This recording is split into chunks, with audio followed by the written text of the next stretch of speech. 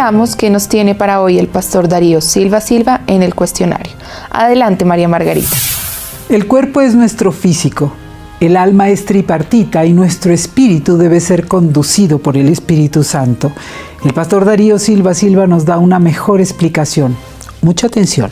Pastor Darío, una de las interminables discusiones del siglo XX que usted trata en su libro El Eterno Presente es acerca de la constitución del ser humano. ¿A qué se refiere específicamente? Bueno, esa discusión se agudizó en el siglo XX, pero en realidad es una discusión que tiene varios siglos más de existencia. El hombre ha sido mirado de varias maneras: unidimensional, bidimensional y tridimensional. Y allí es donde, por supuesto, han surgido ideas, algunas completamente descabelladas, pero es allí donde también las Sagradas Escrituras y la fe cristiana tienen la respuesta perfectamente adecuada. Pastor, vamos por partes. ¿Quiénes defienden la idea del hombre puramente material y por qué? Los materialistas, precisamente.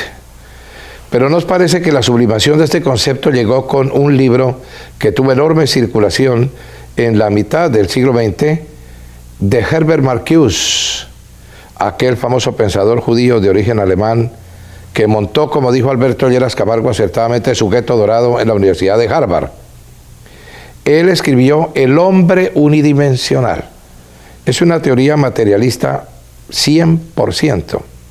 Según esta manera de pensar, el hombre como unidad material en sí mismo produce de sí mismo para sí mismo todo lo que necesita, inclusive los sentimientos, el pensamiento y eso que algunos llaman la conciencia. Y según esta manera de pensar, el hombre no tiene ningún elemento sobrenatural en su conformación. El hombre muere y todo desaparece. Es simple materia que se transforma. Así de sencillas son las cosas. Muy bien, pastor. Esto en cuanto al hombre unidimensional. Hablemos ahora del hombre bidimensional. Es una herencia del dualismo griego. Los filósofos de esta civilización distinguieron en la conformación del ser humano dos elementos: el cuerpo o soma y el alma o psique. Un componente material, un componente inmaterial. Y por supuesto, cuando el cristianismo llega a toda la parte griega del Imperio Romano, los primeros teólogos tienen la mentalidad helénica y son dicótomos. Y ellos miraron la fe cristiana a través de lo que habían aprendido de los filósofos griegos. Es por eso que aún en corrientes enteras del cristianismo actual hay muchos buenos pensadores y muchos buenos creyentes que son dicótomos. Se imaginan que el hombre simplemente tiene dos componentes: el cuerpo o soma, su parte material; el alma o espíritu, que es su parte trascendente o sobrenatural. Pero alma y espíritu son elementos que en las Sagradas Escrituras, así como en el propio idioma griego que las utiliza en el Nuevo Testamento, están perfectamente diferenciados. No es lo mismo alma que espíritu. Y gracias a Dios, aunque hay muchos cristianos, incluso protestantes, dicótomos, no es difícil que se entiendan con los que piensan de otra manera, porque ellos aceptan que la parte inmaterial del hombre tiene dos componentes que son alma y espíritu. Pastor, ya vamos llegando al concepto de tricotomía. ¿Cómo puede entenderse la triple constitución del hombre? A la luz de las Sagradas Escrituras. El hombre ha sido conformado a imagen y semejanza de Dios.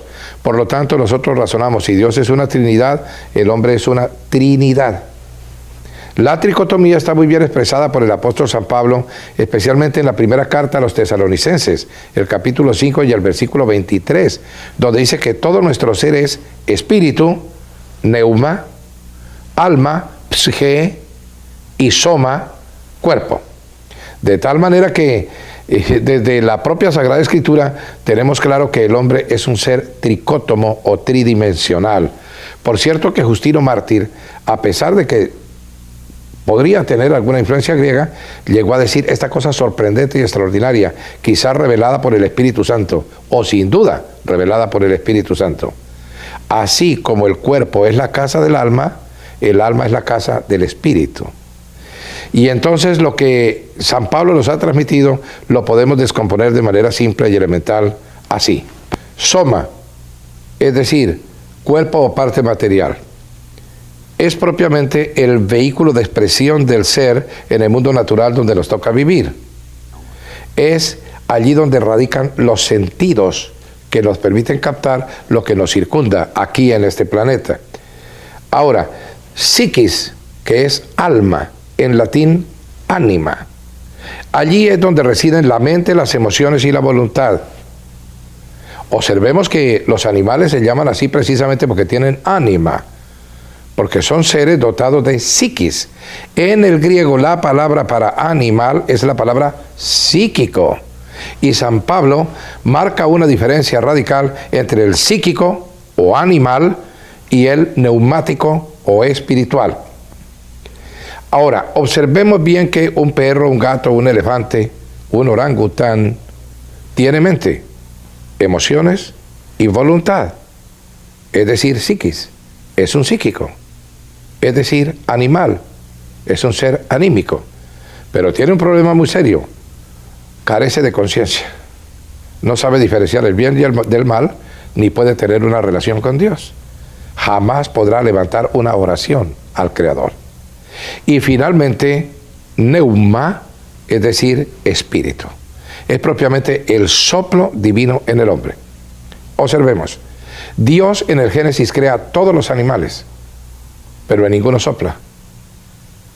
Todos están conformados del polvo de la tierra, pero cuando se produce la creación del ser humano, la Sagrada Escritura dice que Dios sopló en él. Y ese soplo divino en nosotros es lo que nos hace seres únicos, capaces de diferenciar el bien del mal. El hombre no es unidimensional, el hombre no es bidimensional, el hombre es tridimensional. Tiene un cuerpo tomado del polvo de la tierra, tiene una psiquis donde residen la mente, las emociones y la voluntad, pero tiene también un espíritu, que es el que le permite el contacto con el mundo sobrenatural. Se han hecho comparaciones bonitas, hay una muy antigua y muy precisa, en la cual se compara el cuerpo con una carroza, el alma con el caballo que la tira y el espíritu con el jinete que la conduce. Viktor Frankl, sobreviviente de los hornos crematorios nazis y psiquiatra muy notable del siglo XX, llegó a la conclusión de que no podemos seguir hablando de dicotomía. Él dice que más allá de la psiquis hay un algo que guía la conciencia, que él lo llamó el sentido último, y decide afiliarse directamente al lado de San Pablo entre quienes creen en la tricotomía humana. Y eso lo aproxima, siendo él un judío convencido, nada más y nada menos que a la realidad de la Trinidad divina, que es de donde viene la realidad de la Trinidad humana, hecha imagen y semejanza de su Creador. Pastor, ¿y qué se puede decir sobre la Trinidad de Dios? Bueno, la palabra Trinidad no figura en las Sagradas Escrituras, pero el concepto sí. Hay muchos indicios en el Antiguo Testamento que nos hablan de un Dios que es uno, pero es plural. De hecho, cuando se utiliza la palabra Elohim, se está hablando del único Dios plural. Es el teólogo africano Tertuliano, quien era un famoso abogado en el siglo II de la era cristiana, quien acuñó la expresión triunidad, Trinidad, unidad de tres. Por supuesto, en el Nuevo Testamento ya la Trinidad está completamente revelada y además por la persona misma de Jesucristo. Cuando empiezan las discusiones sobre este asunto, en la iglesia original, Atanasio construye el credo que lleva su nombre, en el cual se nos dice, el Padre es Dios, el Hijo es Dios, el Espíritu Santo es Dios, no son tres dioses sino un solo Dios. El Padre es Señor, el Hijo es Señor, el Espíritu Santo es Señor, no tres señores sino un solo Señor. El Padre es eterno, el Hijo es eterno, el Espíritu Santo es eterno, no son tres eternos sino un eterno, etc. Y por supuesto, el credo de Atanasio sería bueno que lo revisaran y lo aprendieran hoy personas que viven confundidas con el misterio de la Santísima Trinidad. Pero es que si uno observa la naturaleza, halla allí algunas proyecciones de la Trinidad de Dios. Vamos a mirar las principales. La Trinidad humana, como queda dicho, es espíritu, alma y cuerpo. La Trinidad lumínica nos muestra que hay rayos invisibles, rayos visibles y rayos sentidos. La Trinidad atómica está formada por protón, electrón y neutrón. La Trinidad espacial es longitud, latitud y altura. La Trinidad temporal, pasado, presente y futuro. La Trinidad ovípara se forma por cáscara, clara y yema. La Trinidad vegetal, raíz, árbol y fruto. La Trinidad frutal, corteza, pulpa y savia. La Trinidad corporal, cabeza, tronco y extremidades. La Trinidad orgánica. Los órganos del cuerpo humano son órganos ectodermo, mesodermo y endodermo. La Trinidad psíquica, como ya se dijo, es mente, emociones y voluntad. La Trinidad familiar la forman padre, madre e hijo. Hay una Trinidad natural, los reinos son animal, vegetal y mineral. En la gramática hay una Trinidad, sustantivo, verbo y participio. Hay en el mismo terreno gramatical una Trinidad pronominal, el yo, tú, él. La Trinidad verbal se forma de presente, pretérito y futuro. La Trinidad geométrica obviamente es el triángulo, pero es que además hay una Trinidad triangular, porque los triángulos son equilátero, escaleno e isósceles. Y una ilustración que es muy precisa es la de la Trinidad acuática, sólido, líquido y gaseoso. En este caso la esencia es la misma, H2O, pero cambia la subsistencia. Y es que la dificultad más grande para entender la Trinidad es precisamente entre los conceptos de esencia y subsistencia. La esencia es el ser en sí. La subsistencia es el ser en actividad. En palabras simples y elementales, mi esencia es lo que yo soy. Mi subsistencia es lo que yo hago.